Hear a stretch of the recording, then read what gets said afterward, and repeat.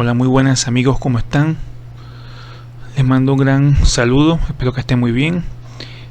Hoy vamos a hablar sobre el esquema finalista del delito, según la doctrina, y con esto terminamos, digamos, los esquemas principales del delito, luego de haber mencionado el de la escuela clásica, el de la escuela neoclásica y este, que es muy, pero muy importante, la escuela finalista. Y haber mencionado pues uno que otro esquema del delito según unos autores muy importantes como Francesco Carrara, Enrico Ferri, etcétera. Ya a partir de aquí, digamos que ya tenemos la base, las partes más importantes para interpretar todo lo que tiene que ver con la dogmática del delito. Por supuesto, después de este esquema finalista vienen, digamos, los esquemas normativistas, el esquema normativo moderado y el normativismo que es extremo. Pero hasta aquí, es decir, hasta el esquema finalista, digamos que se llega a un gran consenso, a un gran dogma, ya en todo el sentido de la palabra, y es que se permanecen casi que intactas todo lo que tiene que ver con la antijuridicidad, la tipicidad y la culpabilidad. Obviamente los normativistas agregan pues teorías, agregan elementos muy pero muy importantes como la imputación objetiva, la culpabilidad también se ha tratado de ser modificada o complementada, sobre todo por el profesor Roxin, quien propone que no se hable de culpabilidad sino de responsabilidad. Pero bueno, realmente aquí digamos que con algunas pequeñas modificaciones según cada autor, lo más importante es que se mantienen las tres categorías más importantes del delito, valga la redundancia, que es la antijuridicidad, la tipicidad primero, la antijuridicidad y la culpabilidad. No es muy sencillo, digamos, resumir unos temas que tienen tantas teorías, pero lo que aquí se expone, digamos, es la parte esencial, la parte básica, la estructura que uno necesita para a partir de ahí extenderse a otros detalles, por ejemplo el tema de las bases, los fundamentos filosóficos, los detalles, porque realmente cada esquema del delito tiene detalles, pero aquí se menciona lo más importante. Y luego, bueno, luego de esta breve introducción, vamos a comenzar diciendo pues unos pequeñas planteamientos de la escuela finalista respecto del esquema neoclásico. Y el primero dice que el esquema finalista coloca lo subjetivo en el tipo y lo normativo en la culpabilidad, porque el dolo hace parte de la acción como voluntad jurídica relevante, estructuras lógico-objetivas, fundamento ontológico del ser que no pueden ser evitadas por el legislador. Esta primera parte nos recuerda de que el gran padre del finalismo, Hans Kelsen, también fue un filósofo del derecho. Entonces él, pues basándose en unas teorías que mencionaban de que la voluntad hacía parte del ser mismo de las acciones, de que el ser humano siempre que actúa con voluntad, siempre que realiza una acción lo hace en su naturaleza con una voluntad, con una intención específica. Entonces a toda esta parte de las acciones que siempre tienen una finalidad, Welsel llamó que estas acciones eran unas estructuras lógico-objetivas, es decir, que estaban en lo ontológico, que estaban en el ser, y que el legislador pues tiene que amoldarse a ellas, porque esa es la realidad. El legislador tiene que legislar de acuerdo con ellas.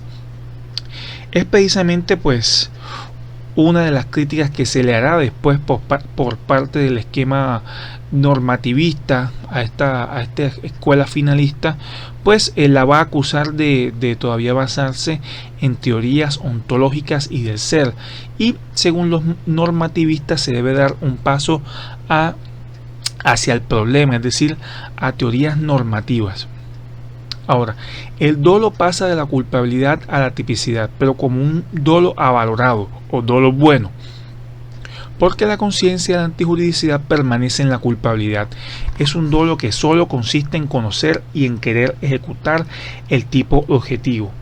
Bueno, aquí se hace realmente unas teorías que fueron mencionadas por el conde Graf Sudona, Hassemer y por supuesto complementadas por Hans Welser, que decían que la antijuridicidad es una valoración de la tipicidad, del tipo objetivo, y la culpabilidad es una valoración del tipo subjetivo. Entonces Hans Welser dijo que si la antijuridicidad y la culpabilidad son valoraciones y lo que valoran es la acción, y recordemos que dentro del concepto de acción siempre va a estar la intención, luego entonces el dolo va a estar en la acción, es decir, el dolo se encuentra dentro de la acción de los seres humanos, y la categoría del delito que contiene dentro de sí o que más abraza el tema de las acciones naturalmente es la tipicidad, porque la tipicidad es la descripción de la acción que se va a desvalorar desvalorar jurídicamente por parte del legislador. Luego entonces, si lo que se valora son las acciones y las acciones van inmersas, tienen dentro de sí una voluntad, luego entonces el dolo tiene que estar en la tipicidad, porque la tipicidad es precisamente la descripción de las acciones, y la antijuridicidad y la culpabilidad son valoraciones precisamente de la acción. Entonces de una u otra forma termina, digamos, no trasladándose, sino se descubre de que el dolo realmente está en la tipicidad. ¿Y por qué se dice que es un dolo avalorado? Bueno, porque este dolo va a ser separado. Es decir, imagínense que el dolo se divide en dos. El dolo natural pasa a la tipicidad y su gemelo entre comillas malvado, es la conciencia de la antijuridicidad, que es un elemento que ahora va a ser parte de la culpabilidad. Este elemento consiste en saber de que lo que estamos haciendo es antinormativo, es así en contra de las normas. Precisamente por eso se llama la conciencia de la antijuridicidad. El tipo siempre tiene un aspecto subjetivo y no a veces, como decían los del esquema neoclásico. La culpabilidad no es nexo psicológico, sino es un puro juicio de reproche. Es el llamado concepto de la culpabilidad normativa. Ahora, los finalistas se crearon este tema de la acción final. ¿Qué es la acción final? Bueno, entre sus principales características para poder definirla están: la voluntad hace parte de la acción como algo esencial. Como ya lo dijimos, la acción humana es ejercicio de acción final. El hombre, gracias a su saber causal, puede prever dentro de ciertos límites las consecuencias posibles de su actividad, dirigir la actividad conforme a un plan. Esto es el concepto de acción final. Es la actividad final, es un obrar conscientemente orientado desde el fin, mientras que el acontecer causal no. Por eso la finalidad es vidente y la causalidad es ciega. Esta frase es un verdadero canon de la escuela finalista, la que dice que la finalidad es vidente y la causalidad es ciega. Recordemos que el concepto causal de acción mencionaba de que era una manifestación, una modificación del mundo exterior perceptible por los sentidos, es decir, se explicaba un concepto causal. Aquí estamos en el concepto ya final de acción, cuya definición la vemos en pantalla. Entonces la acción supone la voluntad y esta implica una finalidad. Ahora, como todo este tema de la voluntad y la intención sucede naturalmente en la cabeza del autor, van a nacer lo que se llaman las fases de realización de la acción o del delito. La primera fase es la fase interna, porque es por donde comienza y ocurre en el pensamiento, que tiene tres elementos: anticipación mental del fin, se propone una meta del sujeto; segundo, determinar los medios, después de que tenemos una meta tenemos que buscar cuáles son los medios para alcanzar esa meta; y tercero, consideración o consideración de los efectos concomitantes. ¿Qué quiere decir eso? Que una vez definida la meta y los medios, se analizan los efectos colaterales.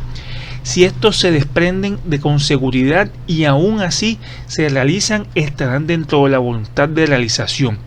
¿Qué es esta tercera parte tan un poco confusa? Aquí lo que quiere decir es que todos los planes y todos los medios que utilizamos para llevar a cabo un delito pueden tener consecuencias colaterales. Por ejemplo, no es lo mismo matar a una persona con una pistola que matarla, por ejemplo, lanzándole una bomba, ya que la bomba puede causar unos daños, unas consecuencias colaterales o concomitantes a las personas que se encuentran a su alrededor. Entonces, si en nuestra voluntad consideramos estos resultados como algo seguro que va a pasar, pues también serán parte integrante de nuestras intenciones y nos serán atribuidos dichos resultados. Es decir, si se busca matar a una sola persona, pero se mata con una granada y eso hace que se maten 5, pues los 5 estarán incluidos en nuestra intención de matar y le serán atribuidos al sujeto. Ahora, la fase externa que ya ocurre en el mundo real, se desata el proceso causal, lo pone en marcha conforme al plan establecido y el fin deseado, incluyendo los efectos concomitantes. Es simplemente poner en marcha el plan que hemos ideado. Ahora sí, las categorías más importantes, la tipicidad y la antijuridicidad en el esquema finalista. Bueno, la tipicidad ya dijimos que es esa descripción de la conducta que es desvalorada jurídicamente. La tipicidad es indicio de la antijuridicidad y es la descripción, como ya lo dijimos. Es decir, que la tipicidad nos indica que puede haber antijuridicidad, pero aquí en el esquema finalista están separadas, es decir, la tipicidad va por un lado y la antijuridicidad por otro. Algo así como que la tipicidad es la señal de humo y la antijuridicidad es ese fuego, ¿no? Aquí la tipicidad es un indicio, no es una esencia de la antijuridicidad. Ahora, a diferencia de lo que muchos podrían pensar, para Wetzel el derecho penal no protegía bienes jurídicos porque decía que el derecho penal llegaba cuando estos ya han sido lesionados. Entonces la misión del derecho penal consiste en la protección de los valores elementales de la conciencia ético-social de los individuos, de la sociedad y no de los bienes jurídicos. La acción humana puede ser valorada independientemente al resultado. Nace el desvalor del acto, del valor de todos los delitos y el del valor del resultado, el bien jurídico lesionado puesto en peligro. Sería una antijuridicidad formal y otra material. ¿Qué quiere decirnos aquí? Que en el esquema finalista pues se continúa hablando de estas dos formas de la antijuridicidad. La antijuridicidad también será formal cuando la acción vaya en contra de todo el ordenamiento jurídico, y será antijuridicidad material cuando lesione o ponga en peligro un interés jurídico. Lo que pasa es que Wetzel nos hace énfasis o nos hace referencia de que con la sola acción, el llamado solo desvalor de acto, es suficiente para cuestionar la conducta de una persona penalmente hablando. Es decir, con el solo desvalor de acto, algo que fue muy criticado porque tiende a subjetivizar la teoría del delito, y recordemos que hoy en día se necesitan los dos, ambos son relevantes, tanto el desvalor de acto como el desvalor del resultado. Por ejemplo, meter la mano en un bolso con intención de hurtar algo a su dueño y resulta que el bolso estaba vacío, es decir, es un delito que es imposible porque como estaba vacío el bolso nunca hubiéramos podido hurtar nada. Sin embargo, la acción de por sí sola de meter la mano ya desvela un desvalor de acto, es decir, que la persona empieza a mostrar su personalidad peligrosa. La antijuridicidad es siempre la desaprobación de un hecho referido a un autor, lo injusto referido a su autor. Es un injusto personal. Independientemente del resultado, la antijuridicidad puede existir. Y la antijuridicidad se entiende tanto formal como material. La teoría finalista y el delito culposo. Es bien sabido que la escuela finalista es una escuela que explica casi perfectamente el delito doloso, pero en cuanto al delito culposo sufrió diferentes inconvenientes. Se puede decir que fue uno de sus talones de Aquiles. Entonces, sin embargo, muchas de las cosas que estipuló esta escuela se encuentran hoy muy vigentes, como por ejemplo que la esencia del delito culposo no radica en el daño, sino en la violación del deber objetivo de cuidado por parte del ciudadano que lesiona un interés jurídico. No basta la relación de causalidad entre el comportamiento y el resultado. Es necesario que exista una relación, un nexo plenamente probado, que obviamente tiene que ser entre la violación al deber de cuidado y el resultado. La acción final abarca no solo el fin último, sino la selección de los medios y la dirección. Para algunos la finalidad es potencial, para otros la dirección de la acción se da en un sentido que se viola al deber objetivo de cuidado. Este tema de la finalidad potencial tiene que ver que Hans Welsel tuvo muchas dificultades a la hora de aplicar su teoría al delito culposo. Entonces, una de las formas que tuvo o que intentó explicar a sus detractores fue decirles de que en el delito culposo, si bien la finalidad no es cometer un delito, pues hay una finalidad que es potencial. Sin embargo, esta respuesta no fue muy convincente y se tuvieron que hacer unos ajustes. Por ejemplo, decir que cuando se viola el deber objetivo de cuidado también se está actuando finalmente, es decir, porque Hans Welsel decía de que la acción final es una teoría para todas las conductas en general del ser humano y no solo para la teoría del delito. Bueno, unas cuantas dificultades que sufrió este esquema en cuanto a este punto. Y por último, el más importante, uno de los más importantes categorías del delito es cómo es la culpabilidad finalista. Pues la culpabilidad se da la llamada culpabilidad normativa, en la cual es un puro juicio de reproche. La culpabilidad tiene como elementos la imputabilidad, es decir, que la persona esté sana mentalmente, pueda entender las normas, pueda comprender las normas, pueda comportarse según las normas. Lo que decíamos al principio, la conciencia de la antijuridicidad, que puede ser actual o potencial, es decir, de pronto no la tenemos presente en el momento, pero si hubiéramos tenido cuidado, una persona en iguales circunstancias se hubiera actualizado su conocimiento, es decir, es la conciencia de estar actuando en contra del derecho, de tener una conducta antinormativa, antijurídica. Y este elemento de la exigibilidad de otra conducta es uno de los elementos esenciales del juicio de reproche, porque considera de que a la persona se le cuestiona haber optado por el camino del crimen cuando perfectamente hubiera podido seguir el camino del derecho. Entonces, la culpabilidad no se entiende como un mero vínculo psicológico, según decían las escuelas causalistas, sino que es un juicio de reproche que se hace al sujeto porque, habiendo podido respetar el derecho, no lo hizo.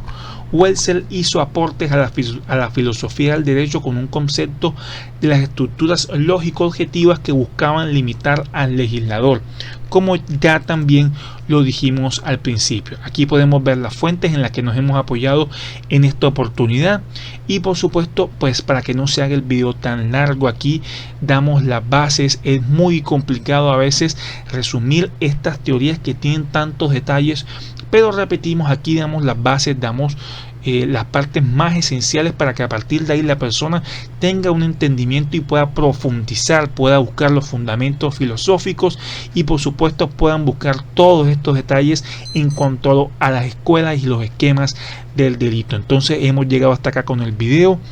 Muchísimas gracias por tu tiempo, like y suscríbete si te gustó, por supuesto, para más información, y te mando un gran abrazo. Nos vemos en la próxima. Chao, chao.